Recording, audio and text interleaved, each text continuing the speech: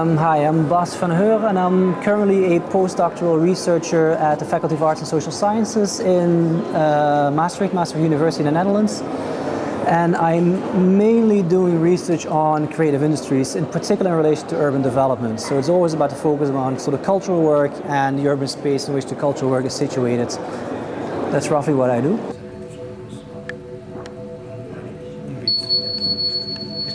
Well, I mean, yes and no. I mean, I would rephrase the question. I mean, traditionally some creative industries, or maybe cultural industries, if you want to use an older term, have relied on copyright. And then, of course, the most obvious cases are the music industry, the film industry. Those are the most clear cases, I would say. I mean, the visual arts to an extent.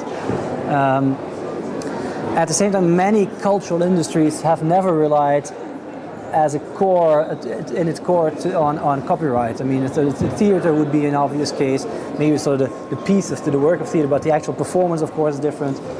Performance of music as well, with sort of free music outside of the usual, sort of more on the amateur scene.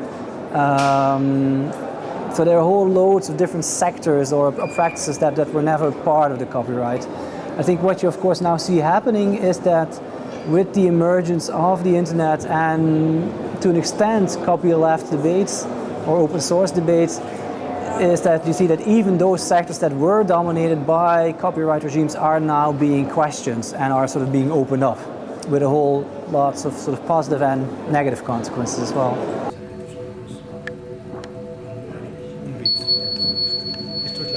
I mean, difficult. I mean, again, yes and no. I mean, I think they play a role in some areas and they play no role in other areas. I personally belong to the skeptical, I personally take a skeptical position as to the actual impact of free software on broader dimensions of cultural production. I think that the free software scene is extraordinarily active and it has a lot that can only be supported, but it also has a tendency to be relatively inward-looking in many ways, despite being open officially. So it's not directly, I would say it's only being picked up to a limited extent in broader scenes. So even if we talk about the music scene, for example, yes, you see the sort of the emergence of Creative Commons, the emergence of just copyleft, the emergence of no copyright whatsoever, or of illegal copying. But at the same time, musicians do have to make a living, so they'll find themselves being sort of part of the copyright mechanism at the same time because they want to sell records. Although some will sort of accept the laws on that side and then perform more in order to make money there. In many other systems, I think the copyright mechanism is firmly in place. And I actually belong, I think, to the minority probably within especially the media activist scenes that thinks that there is a place for copyright. The question, however, is if you can trace a way of, if you can develop a way of making copyright sort of link it no longer to the individual artist, but link it more to sort of smaller collectives. I do not think actually that a lack of copyright is the solution, because there is a serious problem of economic sustainability.